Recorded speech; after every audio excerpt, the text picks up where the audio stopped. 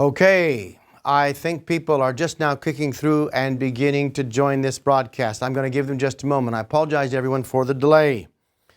But let me give, if you're just joining, let us know. And I want to be able to see that chat pretty soon, Paul. So between one or the other, we'll stay on top of this. And also, I would suggest, there we go.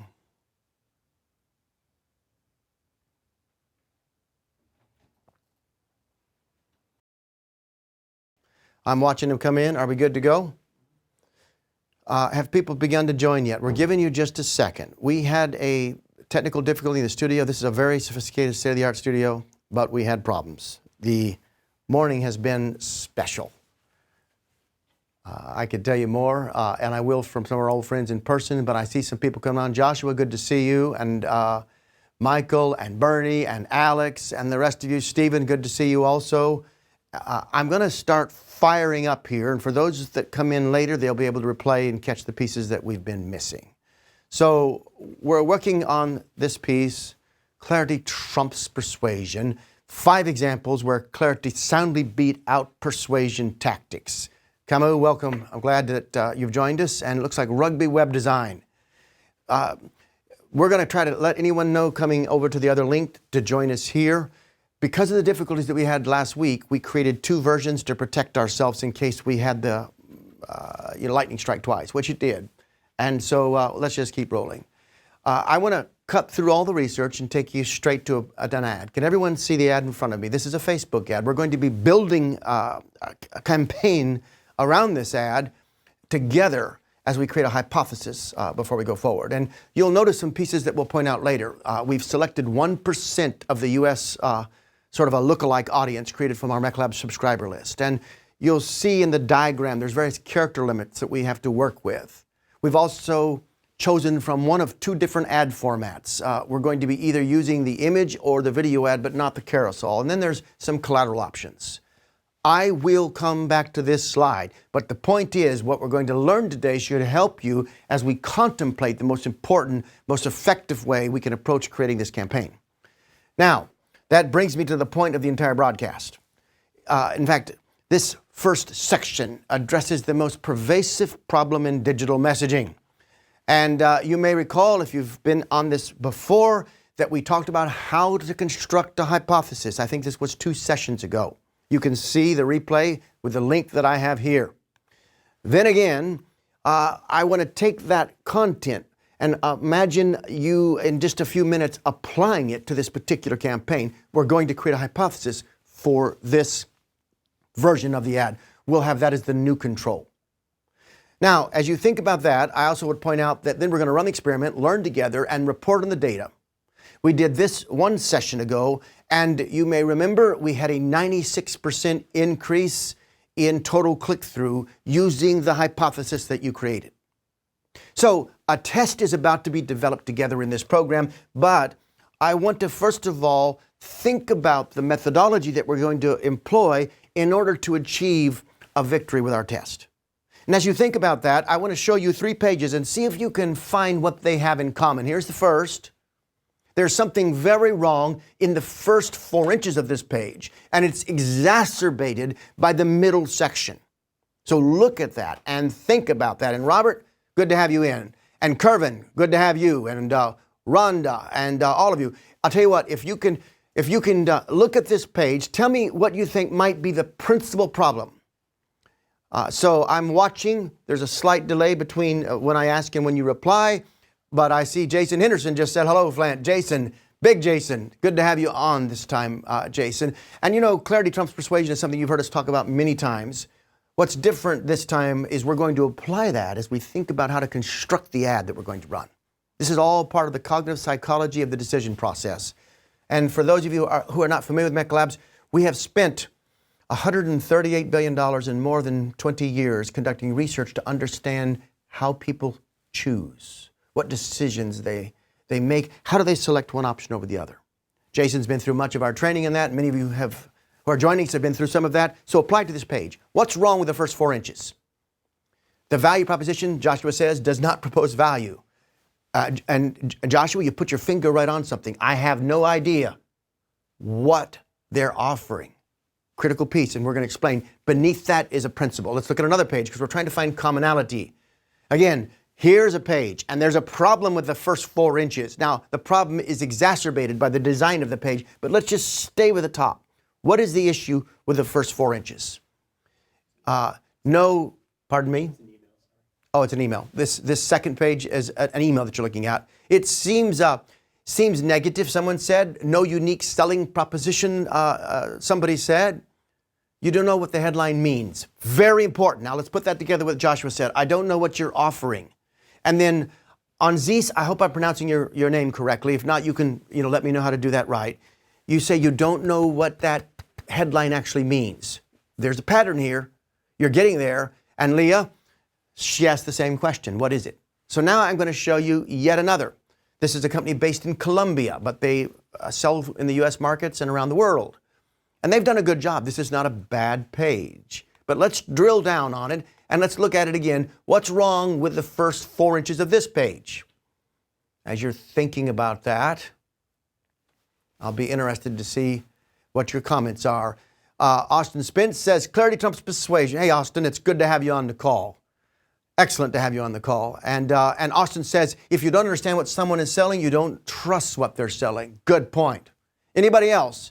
It's an attractive page, but what's wrong? All right, and as you're thinking about that, let me put the 3 of these together side by side and ask you the critical question. What do the following 3 pages have in common? What's wrong with all 3 now that you see them side by side? By the way, Alex asked if it was nutritional insurance. It's a great question. It is not, but the confusion is a critical piece. Marketers all over the world, we spend so much of our energy trying to find the right words to say. We focus on persuasion. We hire excellent copywriters. We pay a lot for complicated or beautiful graphics. And we certainly invest millions of dollars collectively in our websites. And yet the simplest thing to correct, the one item in marketing, the one element of our marketing, which all of us should be able to master, is missing on most of our pages. So often, we fail to achieve clarity. Now, for long-time MECLABS students, we all have heard me say over and over again, clarity trumps persuasion. But we're going to think about clarity and persuasion as we look at Facebook ads in just a few minutes. And as you help me create that ad that we're all going to test as an audience. So let's drill down on aspects of clarity that might help you as you think about your website. Every person who has patiently put up with our technical issues and helped us, I want to thank you for that. And I also just want to tell you, the team's doing a great job. I hate to see the pressure on them. They try so hard. It was just a bit of an anomaly this morning. I'll add to that for those of you that are close friends. I was actually in the hospital. I came straight from the emergency room to here trying to make this live because we moved it once and I just didn't want to disappoint you. All in all, though, we're going to spend the balance of our time understanding how clarity was achieved with case studies, and then we're going to apply that learning as we create our hypothesis for the Facebook ad. So here's the first point. Don't be clever, be concrete. Now that's a very clear, very direct statements, and typically creatives enjoy putting together turns of phrase and smart sort of headlines. But when I am reading your headline, I am looking for an excuse to stop reading it. And that mindset does not invest extra energy to appreciate the turn of words or the pun. That mindset is looking for meaning as fast as possible. So here's an insurance group out of Canada. They're trying to sell travel insurance. And they're a great company that does many smart things. And they've got leaders that I respect and admire. And they have a page that has this at the top. You saw it just a few moments ago. You can't be too careful. Marketer, what is wrong with this headline? I think you called it a little bit earlier. I think you already know, so I won't have you use your chat function to tell me. But we should ask a different question. 1, what is it you're selling? Let's ask another. 2, why should I buy it from you?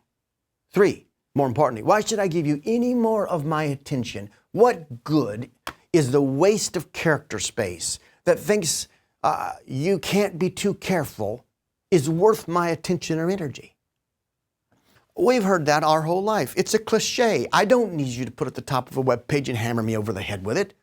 I'm here in a hurry to get an answer. And you're not giving me an answer. And so think of the top of that page. And by the way, for those of you that have been through our methodology, once you see the confusion, I mean, you can't be too careful. And then we have an image, and we'll talk about images today, that doesn't serve the message. It looks like, what, a man standing on his head, a diver with his fins in the air. What does a pair of diving fins have to do with the message? Now, if you extrapolate from this, if you do more inference and more implication work, you might say, well, this is a person on a vacation who's diving, which is dangerous, and they probably need some sort of travel insurance. But what individual actually is going to take the time to make that connection other than the marketer who made this creative?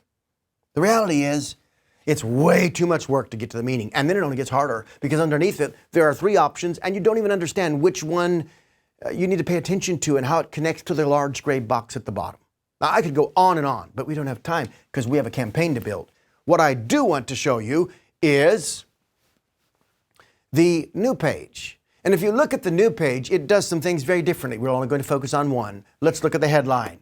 Our Travel Medical has provided peace of mind for over 35 years. Now, that is a better headline that provides meaning, and more than meaning, it begins the answer to the why question. Jason, there's 3 questions you ask when you get to the top of a page like this, and I bet you know what they are. Write them in your YouTube if you have it. Anybody here that knows them? The 3 questions we teach. I'll give you the first, and you guys give us the other 2. Where am I? There's a moment of orientation, we're not sure we're in the right place. And when I am not sure and I see a headline like you can't be too careful, I remedy my confusion by hitting the green arrow at the top of the page and I'm out of there. Backing up is my method for achieving clarity on the internet. Rhonda, well done. And I'm assuming Rhonda's your first name. I know that it says Rowdy Rhonda. But you add that. A lot of you are putting in, where am I? What can I do here? Why should I do it? Good work. Robert, Joshua, Jason, Adrian. Now, we have tried to provide clarity, and yet, marketer, take this a bit further. Many of you have been through our training. What is a way to improve the headline on the right?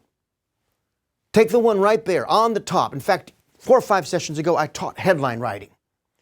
What's one way you would improve that headline? Think about it. So this is Our Travel Medical Insurance has provided peace of mind for over 35 years. Now, I know it's travel. I know it's travel medical insurance. I know that you've been in business so long that I may believe that I have a more or greater likelihood of trusting you, which is good. But how could you improve that headline? Giving you a moment to think about that. And I'm going to take you to the next case study. All right. Well, if you study the headline work we've done in the past, we should make this point first. And the first point should be what the person gets. So get X and then use that to rearrange the grammatical structure of the headline so that the first investment of energy yields something that's important to my personal self-interest. Start with the word get or something like get. Don't start with me, which is just what the word our is. Our is just a form of the word me. We can improve this headline. Now, beneath that, by the way, I'm putting up the result, which is a 330% lift. Now, we could talk about what we did below that to visualize the medical insurance card, which really helped. But people, 330% is dramatic. And the point is clarity trumps persuasion. And don't be clever, be concrete. Think about that when we build the next ad, all right? And let's take the next piece. Don't write copy, develop a conversation. Don't write copy, develop a conversation. Rowdy, Rhonda, I like the headline that you're beginning to write there. But let's move to the example 2, all right? And so here is test protocol 2137, and we want to increase conversion based on a value proposition conveyed through an email. So we designed a test in this email, and this was the original headline. Let me ask you something. Let me ask you a simple question. Is that a complete thought? You've heard me teach that a headline should express a complete thought even if it employs an understood subject, because that gets me to meaning faster. Adding up words, literally adding them up, home delivery plus web plus mobile plus tablet, doesn't mean anything And in fact, when it says equals one exceptional offer, the question I want to ask you is, what is the offer? Because now all you've done is, I'm asking you, if you read this headline, do you have any idea what we're offering? Does anybody know from reading the headline? Rhonda says no clue. Joshua said it's not a complete thought. See, the problem with this headline is it seems interesting to the clever marketer. And this marketer was clever. I know who wrote this. I know the team. They're a brilliant team. They're smart people. We worked with them. I like them. But the problem is the mindset that we start with is clouded over by company-centric logic instead of customer-centric logic. So when you look at this in a new way, we need to convey much clearer meaning in a short, easy to understand, two-part micro-yes structure that captures attention and converts it to interest. And that can be modeled in this. Now, you'll see we've grayed out the company, so we're trying to protect them. But get free, unlimited, online access. Did you hear that? Starts with get, tells you it's free, tells you it's unlimited, tells you it's online, and tells you it's, access. You might even say unlimited or full access. But the bottom line is the second headline helps achieve clarity. Now, with that clarity, I might be interested in joining the conversation. And so what we're doing is we're using the headline to stimulate the type of interest that might convert. Now, I can write a headline that will get you to be interested in what you say or to look, but it doesn't mean that by looking at it or paying attention to it, you're going to move to the next micro yes and be interested. And so to keep them interested, I need to convey enough meaning. And to convey meaning, I've got to achieve clarity. Marketer. There's no excuse for us not having clarity in our pages. The problem is we start from a perspective that's distorted by our own immersion in the offer. And if we cannot get out of that and see through the eyes of the customer, we can't get there.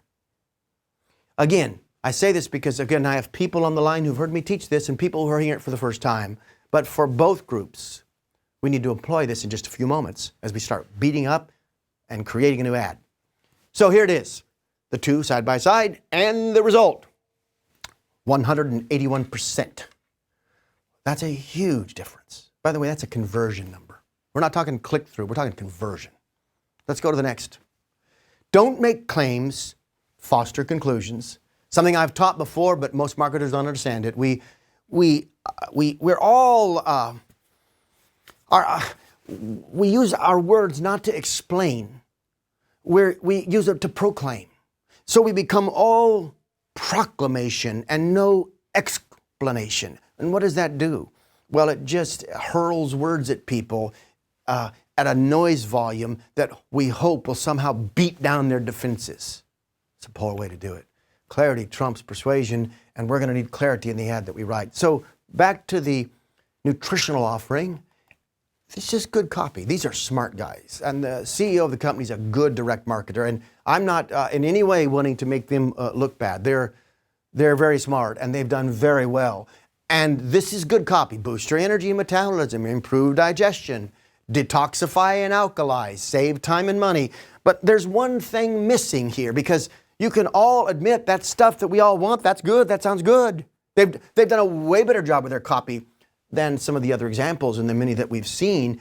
But there is a fundamental problem here because it's not enough if I understand. It's only sufficient, it's only necessary but not sufficient. First, I have to understand. Then I can believe. But right now, you're telling me something that you will do for me, and it's all proclamation. It's all, I'm going to do this. But the why that provides credibility that helps me believe is completely missing. So there's a lack of clarity here in a unique way. I don't fully understand why I should believe those 4 sets of statements more than all the other companies all over the world who are saying the same thing. So when we write our ad, we got to be careful that we don't make a unsubstantiated claim that still fails. I've taught this in the value proposition work, but the communication dyad is so critical. And, I first have to understand and then I have to believe. I'm just going to abbreviate. Would you agree that I can't believe if I don't understand? And would you also agree that if I don't understand, nothing you say matters? If I were to say to everybody right now on this broadcast, hey, just write Paul Cheney, and he's going to send you a check for $10,000. I would imagine that most of you wouldn't believe that. And it's hard, find it hard to believe too. So you would understand it, but would you really believe it? Or let's suppose that I said that in Koine Greek. I could try to do that right now, but I might be a little rusty, especially on the number part, 35,000. But to achieve in Greek what would be called pisteo, or which is the word believe, you wouldn't understand it, so you couldn't believe it no matter what I said, unless you're an expert in the dead language of Koine Greek. And so you need to understand and you need to believe. And what's wrong with this page is it's not believable. So we've got a problem with a different kind of clarity. There's the control. Here's the treatment. And the treatment is very different. You can take a look at it. It first of all makes a clear statement, maximize nutrient absorption. And then it tells you get up to 12 servings. And then it tells you why you could believe. Now let's study that together. Let's just break it down. So it says made from 75 whole food sourced ingredients in their natural form. 75 is quantitative. Contains probiotics and enzymes for optimal nutrient absorption and digestion, carefully formulated by doctors and nutritionists. Do you see the difference? Now, it would be easy for you, marketer. It'd be easier for you to say, no, I don't think that's really what the answer is, and I don't think that's how you should write your copy. But see, that's the problem that we have in most companies, because we could be arguing about this sitting around a table in some company somewhere, and frankly, what somebody calls the hippo, the person in the room who has the most influence, that could be because they're the highest paid, that's the hippo, the highest paid person in the room, or it could be the person who's just the most obnoxious. But either way, the issue of which one to run is determined in a social dynamic that doesn't actually necessarily guarantee any kind of truth or reality that matters to the customer. But when you bring the customer into the conversation through proper testing, you get an empirical fact. 40% more of these people buy when they read the copy on the right than the copy on the left. What does that mean for us? It means we need to take the transferable principle learned by this solid and smart businessman and apply it in our own situation. And to the Facebook ad coming up. I'm almost done. Don't add a picture. This is one I get so angry about. I'm so tired of seeing smiling faces that someone bought for $11 on a website stuck at the top of a page as if it somehow matters. It doesn't matter. A picture has a job to do. It should draw your eyes, or it should communicate or support your value proposition. Drawing your eyes is important when you're trying to create an eye path through a vertical sequence of thought that leads to a conclusion, an inevitable conclusion that precedes the decision to buy. But if you don't use your pictures right, you're just slapping things on the page. And I have had one too many conversations with designers talking about how creative and how beautiful this is. Now listen, I love designers. Honestly, I'm in a high aesthetic. Designers are in my company. I've worked with designers. It's not designers I'm against. I have a third of my students are agencies, so I'm not against agencies. But I'm against anybody, agency, designer or otherwise, who ignores the customer and selfishly tries to do art instead of the communication necessary. There's a place for that, but your art is not your picture skills. Your art as a marketer is fostering conclusions. That means clarity and credibility that produces appeal and exclusivity and communicates your value proposition. So take a look at this. Here's an example. Just give me this. Tell me what this is. Big test for you. What time is it? I'm looking at my... Okay, we're headed towards this piece where we build our ad together, but I'm at the right pace. I need you to tell me what this is. Take a quick look. Blinds, window blinds. Good answer. Somebody else. Somebody else.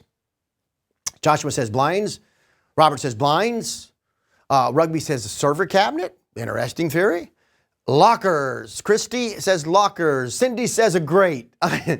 Alex says window shutters. I just like, you can keep writing, but does anybody see the problem here? I have, so far, at least 5 categories of answers. Lockers with air vents, closet doors. That brings me to 6, so let's call it 6.5. There's a problem with this image, and the image has the same problem I've been preaching about in this whole session. There's no clarity.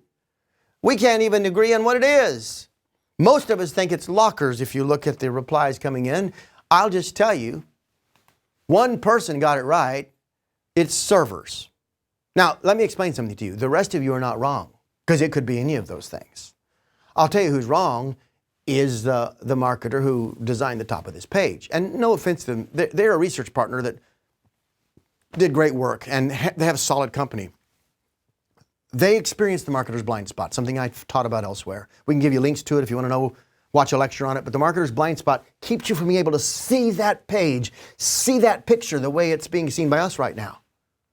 Robert says, laugh my ass off. Can I say that? No. Okay, I can't say that. So I didn't say that. But Paul said that. He's very crass. All right.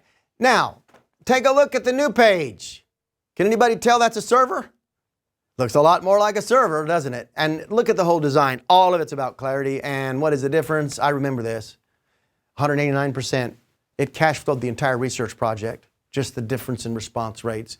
And it's a great example of using your images properly. All right? Let's keep going to the last one. And I'm shifting over to the ad. Part 3 of this time together.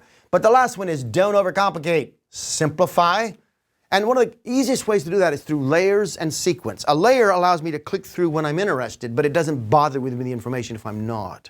A sequence makes certain that I'm not trying to evaluate 3 things at once. I evaluate this, and then you present that, and then you prevent that. Sometimes, for instance, I saw this in a recent experiment, on one page in a checkout cart, a very big travel group, I cannot tell you their name. If I did, I couldn't tell you this information.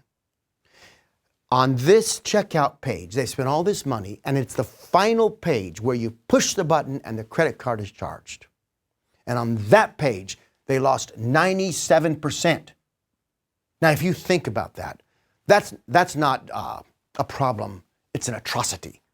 That is a huge amount of money wasted. What happened there? Well, they tried to cross-sell and upsell travel insurance and other things, so the entire page became confusing and people weren't sure, so they backed out of the page. Now listen, I say that to say that cross-sell or upsell needs to be sequenced and brought in at just the right time.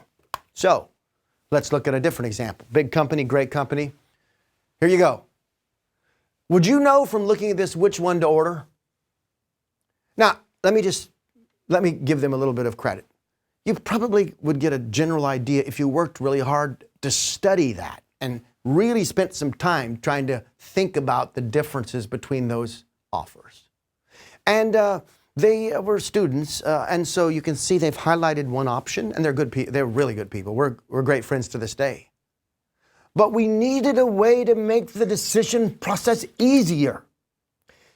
Sometimes we have a process that's like smooth, there's velocity, we're moving through it swiftly, and then we come to 3 options like this, and it's like the traction slows us down and we can't figure out which one to do, and you lose the buying momentum in the decision process. How do we solve that?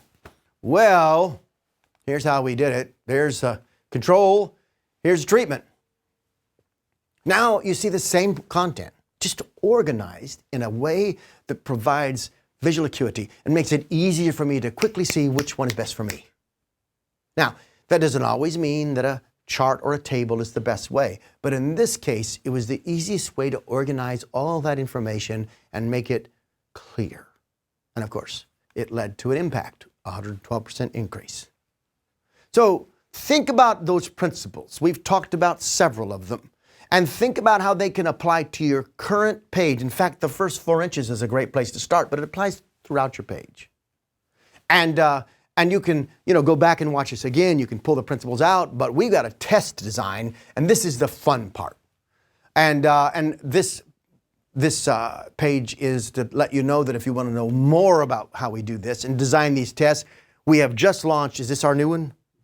We've just launched. It's not been released. I haven't told marketers. There's not a giant audience on here right now, so I'm not trying to create a stampede, but we've just released our most advanced course. It's the same course we built for a graduate program with major universities, and it's now in on-demand format at that link, and you can study testing there and learn.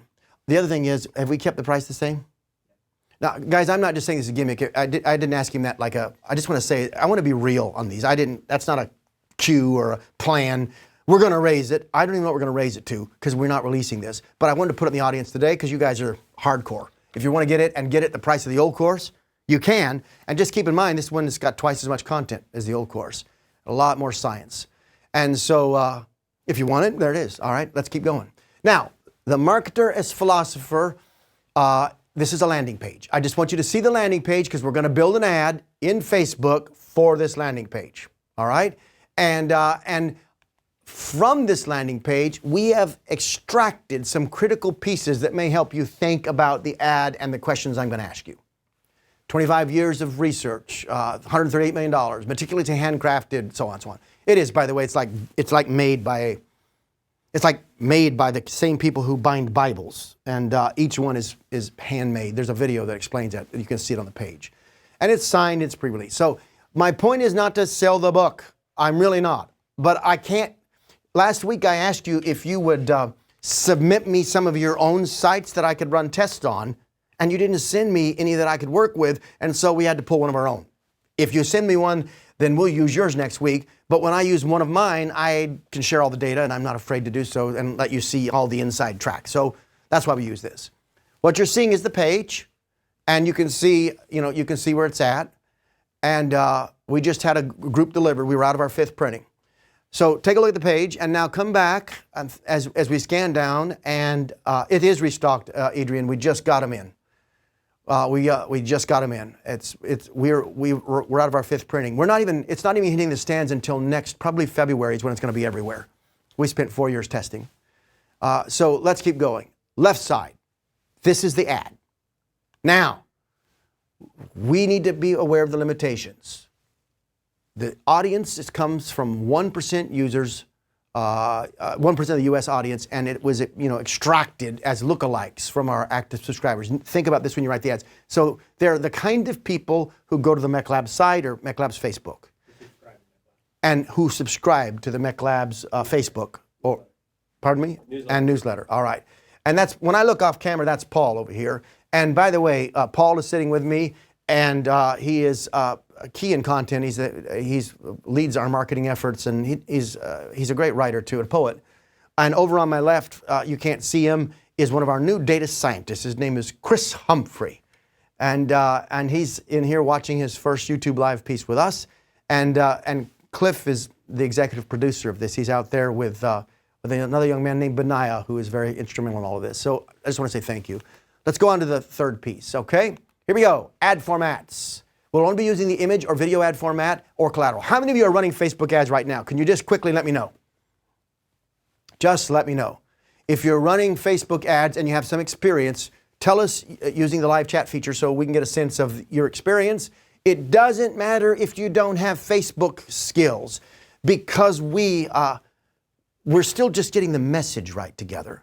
And Ralph, you may have advice about a smart way to run this ad. I don't do a lot of work in Facebook.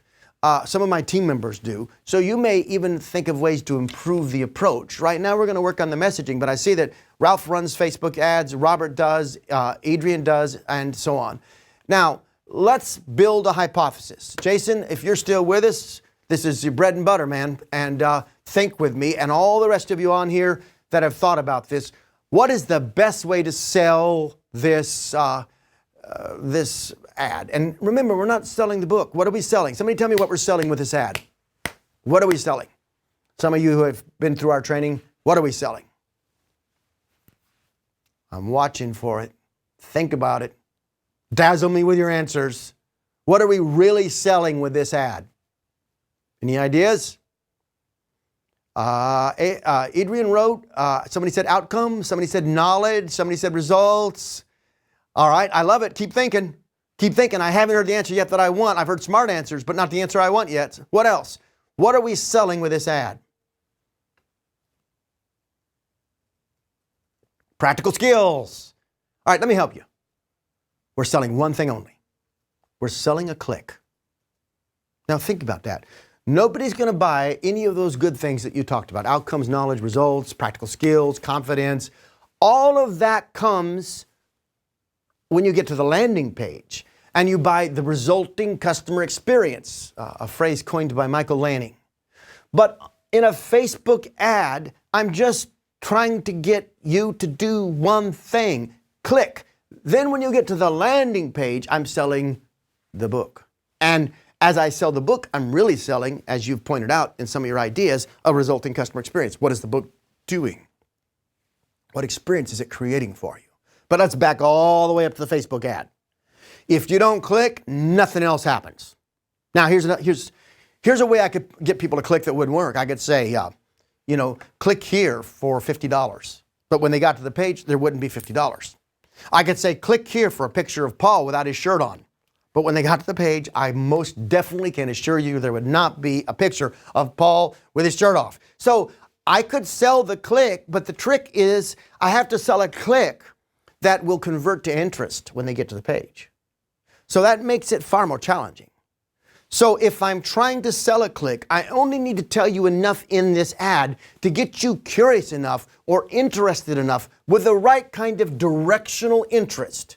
When I say directional interest, this is the interest that will potentially lead to you making a purchase. We've all bought traffic that was a complete waste of money. And we don't want to send wasted traffic to the landing page. So think about something. Give me a big idea. Don't worry about the if, by, will, and because just yet. We've taught you how to do that. Earlier in this broadcast, we linked for you to that program. You can go look at marketing experiments. Make sure you've subscribed. Make sure you like this session for us, by the way, please, so that we can raise it up in the algorithms.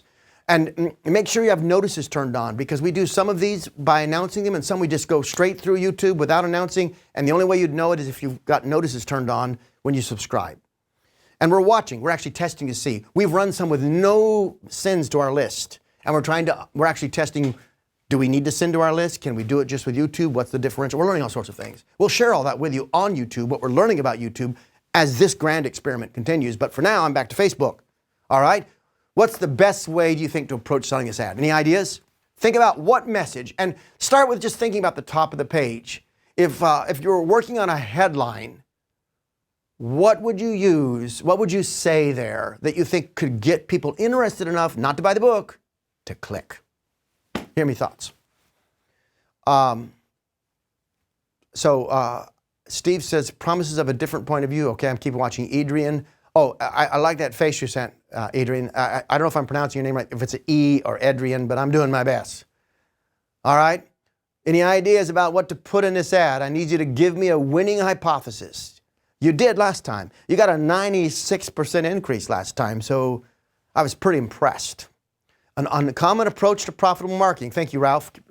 Let's take good notes. Somebody take notes.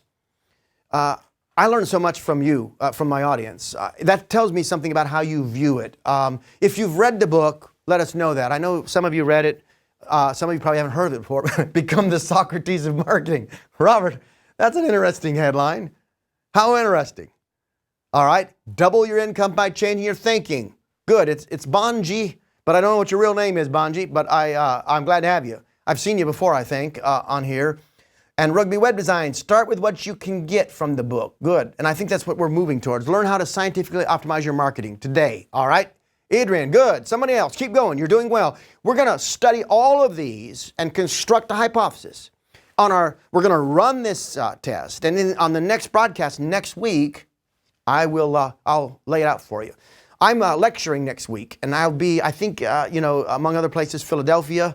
I think we're going to do the YouTube Live on Thursday or Friday of next week. We'll send you out an email and let you know, because I need to be back in the studio to do it really well. Austin Spence, starting off with the value proposition of the book itself, something that entails getting a book with 25 plus years of marketing research. Good point. Good point. All right. And Bonji says, James I. Bond. His name is Jim Bond. Well, I have waited for the day that I could have James Bond help me with my marketing. It is a pleasure. And we're glad for it, all right? And I followed all your work, and I'm impressed. All right, so Lee Hackelman, a book to change what you think you know about marketing.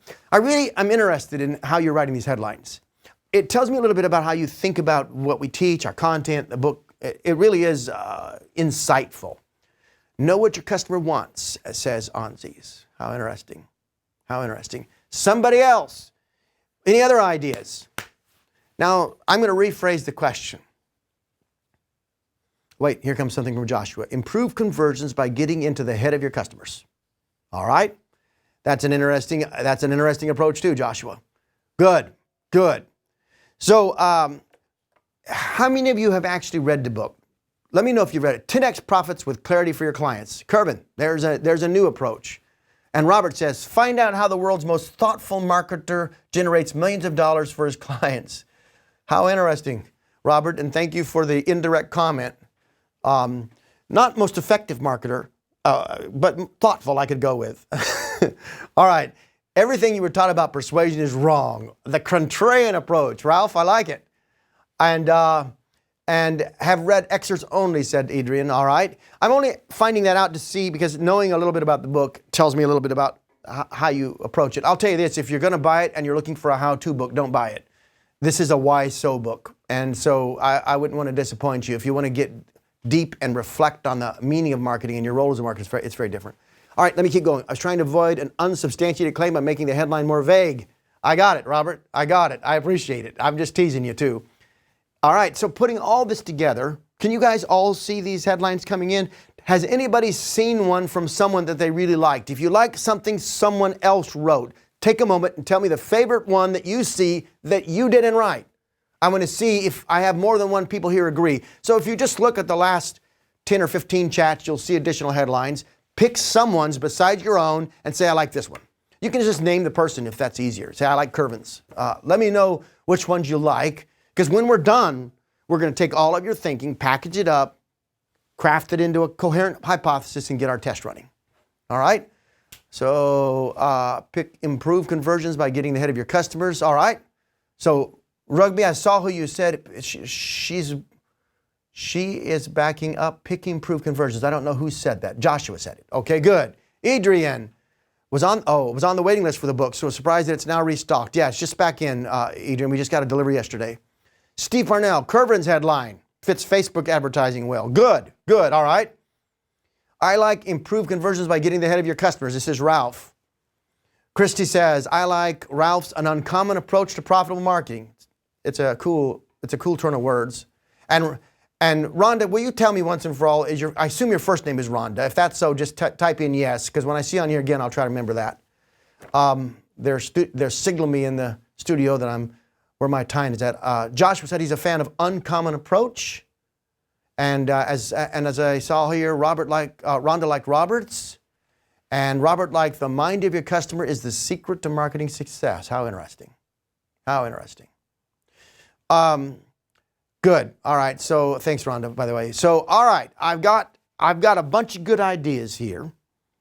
And I think what we're going to do is take your ideas. Wait a second. Austin says, I like Kervin Martin's. By the way, here's a secret to all the YouTube people joining us. Austin's in one of the Carolinas, and he's probably going to be joining our staff soon. And so it's great to see him on here. And he says, put one of MECLABS percentages instead of the 10X. All right. But he likes Kervin Martin's one, and Kervin liked Adrian's. All right, good. All right, so we're going to tie all this together, and I want to just back up. I've got a headline idea, and I'm thinking about what we would add, remove, change. I can see that piece, and the KPI is pretty easy. What it will do.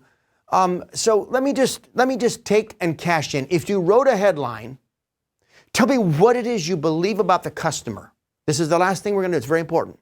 Because if I'm structuring the hypothesis, the test result should not simply give me a piece of math, a negative or a positive financial number.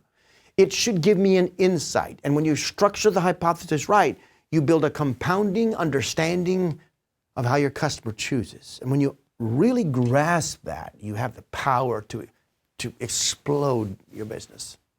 So I want you to write me back, when you wrote a headline, I want you to begin it by saying, because customers like, because customers prefer, because customers want, but give me an answer. So let's pick one. Become the Socrates of marketing. This is Roberts, and it was voted for by Rhonda. If I use that headline, what is it indicating? What is the because factor? Because customers, or in this case, readers, prefer or want. What do you think? Why do you think that one would appeal to them? Let me help you with this one as an example. Because they like the idea of associating themselves and their personal image, as opposed to simply with someone like Socrates, as opposed to simply getting a result. Some of you wrote headlines that that indicates the reader wants a result. Others of you wrote headlines that appeal to the reader's self-image. Do you see that? When you start to parse that out, you can get into depth and start to think about, and this test combined with other tests starts to tell you the big way to reach my market is to emphasize who they can become as opposed to what they can do. I don't know the answer to that, but help me. So Rhonda said because Socrates is perceived as brilliant. So Rhonda, what you're really saying is because customers want to be perceived or readers want to be perceived as brilliant, right? Good. Cindy, I hear you got to go. We're almost done anyway. Thank you for joining us, okay? And thanks for telling us you got to go. We're glad you're here today. All right, but let me keep going. Read the book 6 times so far, said Jason. Jason, I'm not surprised. He's a scholar and, you know, he's been at, I don't know how many years. He told me on the last one of our YouTube, 13 or 14. He's into like many of our, he's probably one of our most avid students, collaborators, and so on. All right, so Jason, tell us this, because brilliant philosophers are the most remembered of all humans, all right? Joshua says, I'd love an audiobook version, because marketers want to be brilliant, says Rhonda. All right, now we're getting there. Now we're getting there. Somebody give me another because factor about the customer. Another because factor, because the promise, but move from Socrates. Take the one you wrote or the one you voted and tell me what is the because factor for the customer with that one. All right? So do that, and we've got 60 seconds left. Give me 3 smart because factors before we wrap. 3 smart because factors. Because they need to know things others don't, all right? They're interested in, let's call it secret knowledge, all right? Because customers are looking to improve their performance. Okay, that's straightforward, but that could be a reason. All right, give me another one, because it will improve KPIs. Good, because wisdom is the most valuable human asset.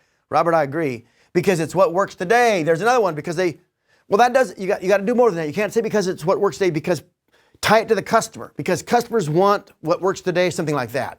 Because they want to be better or the best. Even that's a good answer. All right, because I need uncommon approaches. Let me read Christie's and we'll end on that. Because I need uncommon approaches, since all my others suck or don't work and could be better. Hooray for Christie. You know, the truth is that kind of articulation sometimes is very powerful. It may be direct, it may even be funny, but it really gets to a point, all right? And it says it with enough color to have emphasis. All right. Now, I also see that Rhonda says because facts of experience trump assumptions. Rhonda, thank you for your vote for Donald Trump. We're all grateful to see that you're a strong supporter. I'm being funny and I'm not being political, though I'm not afraid to be. Now is not the time. But it's true. Facts of experience trump assumptions. So Rhonda, you'd say this like this, because my readers prefer facts born out of experience or wisdom that comes from experience as opposed to assumptions that comes from opinions. Something like that is how you'd say that. We're out of time. One thing for all of you. The biggest, most exciting thing I'm doing right now is the Quick Win Intensive. I haven't said too much on these broadcasts because if I don't want to like sell like in the old way, but I love doing them. This is where we spend 2 days in a room with you and we teach, but we don't teach like we taught in our other courses. Those are still there for learning principles. We teach with deliverables and we build deliverables together, and then we go out and get a lift together. It's the least, it's probably the most cost-effective way to get to a result working with MECLABS. If you're interested in that, I don't know if I have a slide. Do I have a slide? I think there's supposed to be one in here, but there isn't. Just go to our website and click under what? Products, Quick Win Intensive, or he'll put it in the chat. I say that because I want to get all of it in a room with people like you and beat up problems, or with you and one of your clients and beat up problems. Write us about it. In the meantime, I'm just grateful you're on here. We're going to come back next week. Is today good? I'm a little insecure about today because of the technical difficulties 2 days in a row. And I felt really terrible about that. Somebody actually wrote something on there about, somebody said on the other, when we were late, you know. Well, no, they were just mad at us, and that, I just hate disappointing my audience. So if today was good for you, let me know, because we're going to keep coming, we're going to keep doing the research, we're going to keep looking for answers, sharing them with you. Thanks.